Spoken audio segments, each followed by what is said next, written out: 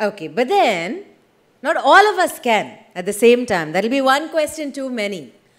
But there is one man with many questions on behalf of all of us. Shall we see what's going to happen? Captain Cool, are you prepared? Have you been given cheat sheets? Not yet? I would love to call on stage now Shri Prabhuram Ramanathan to do his best to bowl to the one and only Mahendra Singh Dhoni. Pleasure to have you. First of all, good luck to the next season. Champions Trophy, followed by CSK and World Cup 2019. Thanks a lot. Yeah. See, as we discussed, I just want to keep it short so that I can lead the questions. You could address the public the way you like. The understanding of primarily technology in sports, what is your view on that? Which is DRS, line call, tennis. Do you think man is taken over by the machine, or still the popularity going to be there?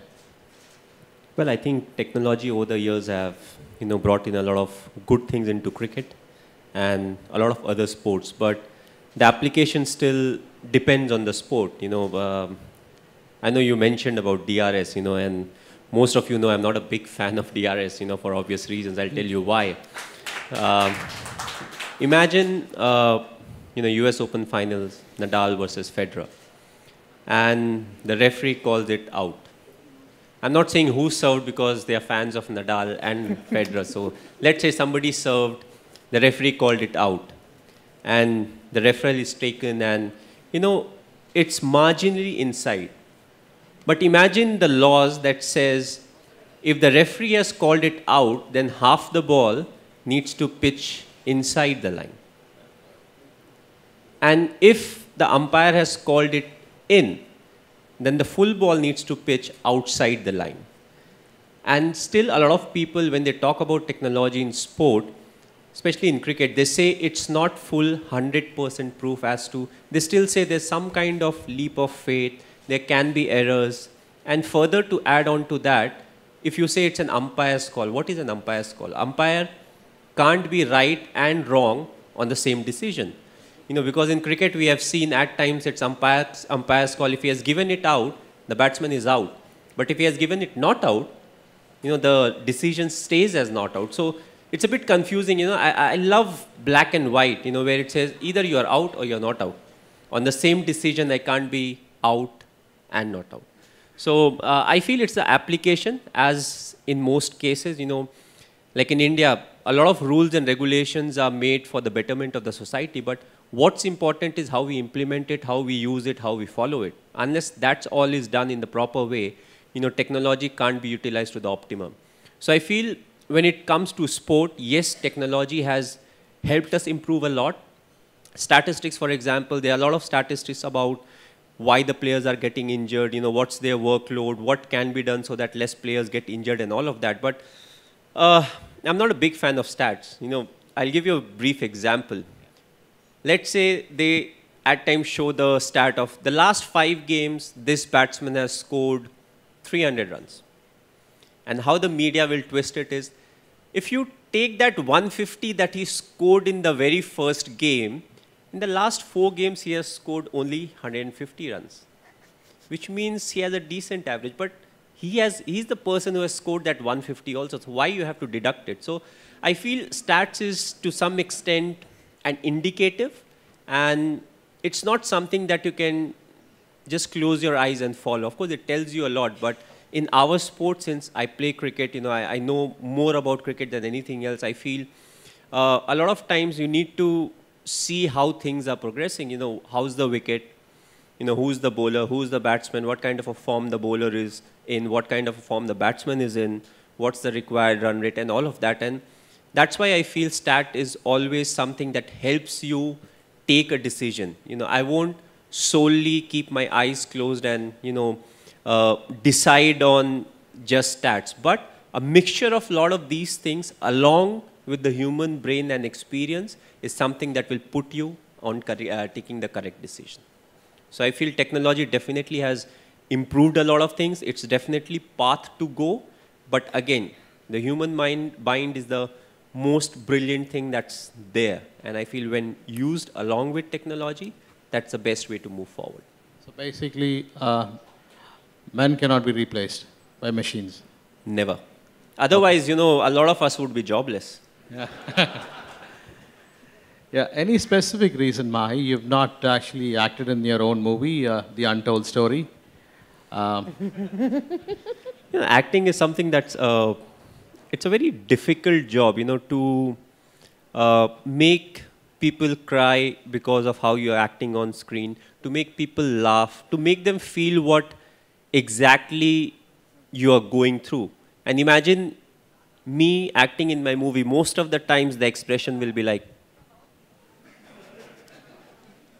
a lot of things are going inside, but it doesn't come out. So I think it would have been very boring. So that was the reason,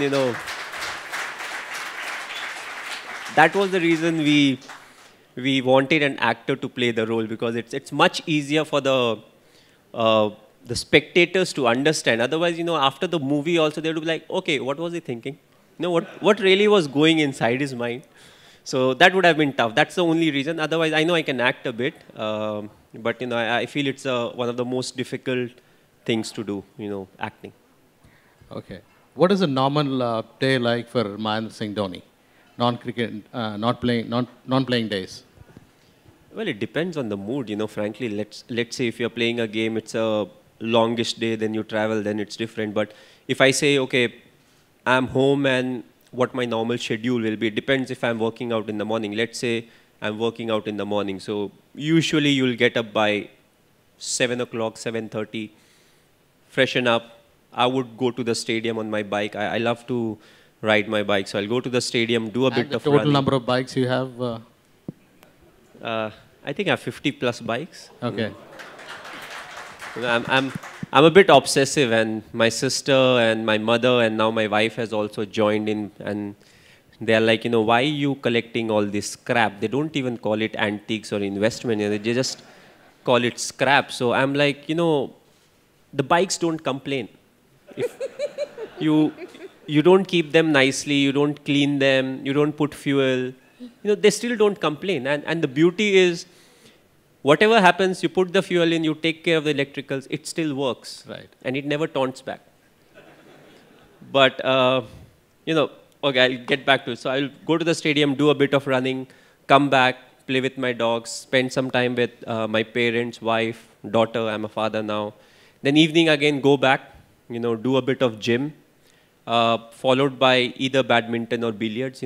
That's something that I've just picked up now. Badminton is something that I used to play a lot.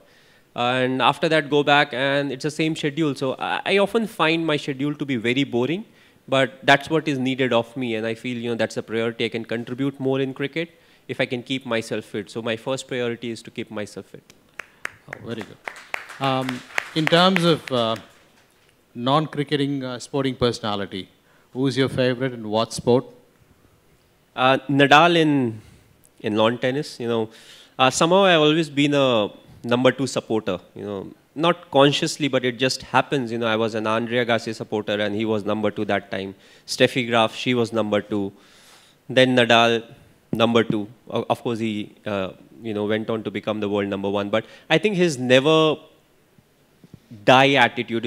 Even when it's the last point, he's losing, he'll still give in his best. And that's what is something that's very important. Not to throw in the towel till the result is there. Often, what we have seen in our sport also, often it happens that, a few runs are needed, the wicket is flat, they have more wickets in the dressing room. Then what happens is you tend to back off saying, okay, we have lost this game and, let's look for the next one. But what's important is still give in your best and still try to win the game from that position. And you can still get a lot of positives out of it. Let's say, for example, when we were playing for CSK, and there were games where, there was, let's say, 90 to 95% chances of us losing because the game has progressed that way. Maybe we didn't score enough runs. But what's the positive to get out of that game?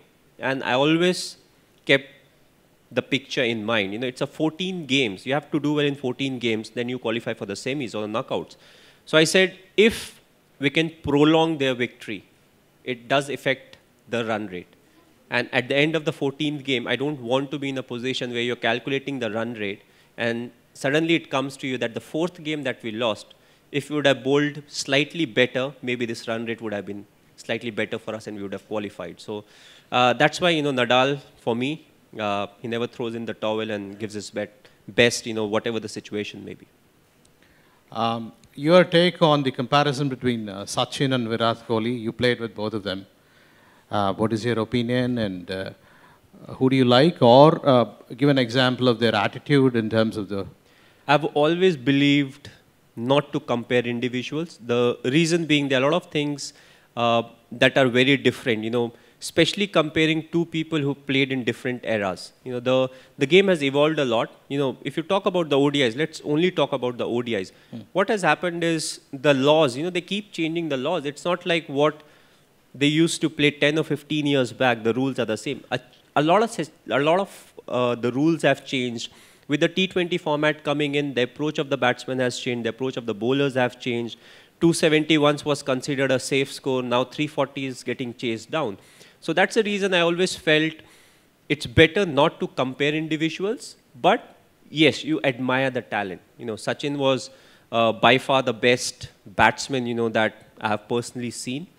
When it comes to the work ethics, I feel both Virat and Sachin, they were just brilliant. Whenever they would turn up for a net session, they would try to get something out of it, something productive, even if it's the worst of facilities or even if it's raining, they'll try to get something positive out of it. And at the same time, the fitness. If you see Sachin, the way he kept himself fit for more than 20 years, when he was playing international cricket is just amazing. And the same thing with Virat, he's in his prime form, fitness, and he's looking forward. He's looking forward 10 years, and he's preparing right from now. So I feel both of them are very special. I won't compare. It's difficult for me to pick one individual. But if I have to say something, I think India is blessed that both of them play for us. Life for Mahi at 45. Businessman, movie actor, politician, cricket administrator. I don't know, I'm someone who keeps talking about being in the present, and it's not something that I keep saying, it's something that I truly believe in. And for me, at 45, which is another, I think, 9 years, if I'm not wrong, that's a long time to look ahead. There are plenty of things that I need to focus on right now.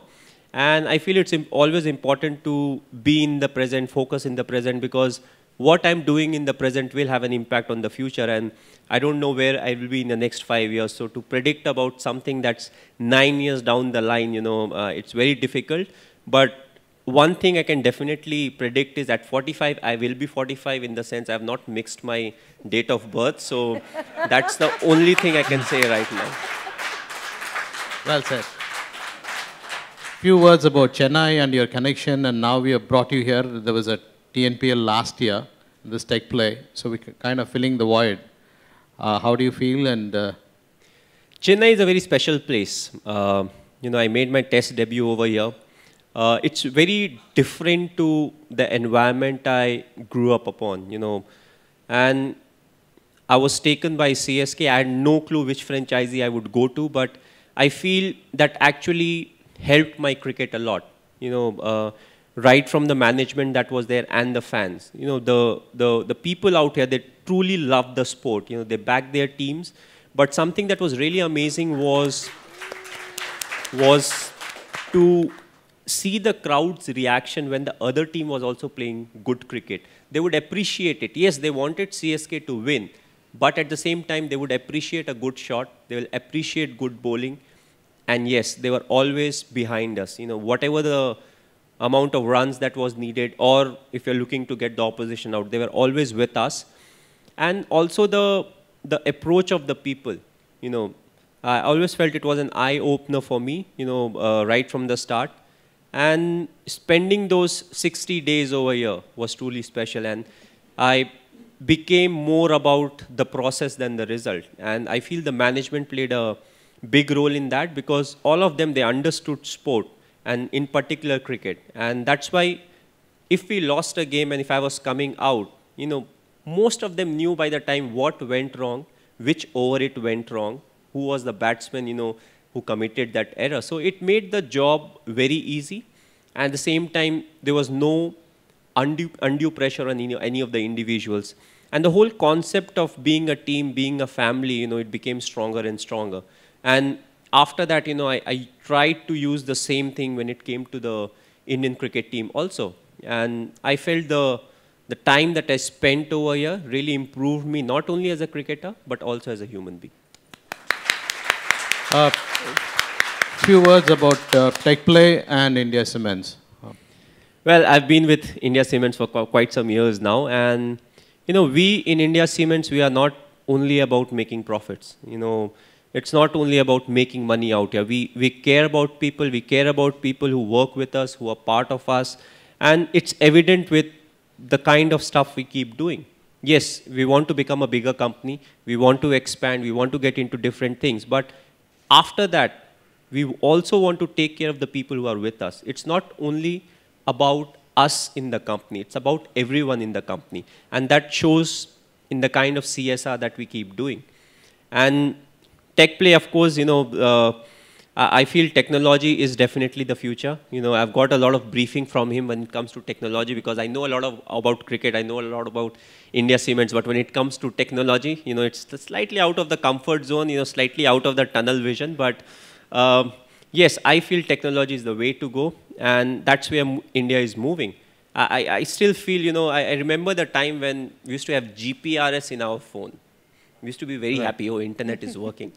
Now we have reached a stage where we are into 4G. And still I feel there's plenty of room for us to improve. Not in terms of the internet speed, I'm saying, in terms of using the application, in terms of using the technology. And that's where I feel something like a Tech Play will make it more and more interesting, making life easier at the micro level and at the urban environment also. So I would like to wish you guys all the very best. Thank you. But at the same time, it's a market that keeps innovating. You have to be slightly ahead. You have to be slightly out of the box. But at the same time, keeping it simple is something that is the key. Keep it simple, but at the same time, look to improve. Thank you, Mahi. Ladies and gentlemen, Mahendra Singh Dhoni. Thank you. Thank you. And that was Vice President Marketing, India Cements Limited, Shri Mahendra Singh Dhoni. Please stay on stage with us. We're in conversation with Prabharam Ramanathan, Executive Director, Tech Play Systems Limited. I would request Shri Ramanathan to present Shri Dhoni with a token of our love and appreciation. It's been so wonderful having you here with us, and it's been wonderful listening to your answers. We always knew they were impeccable, but there's one thing you haven't addressed yet. Who taunts back after the fuel? Fuel.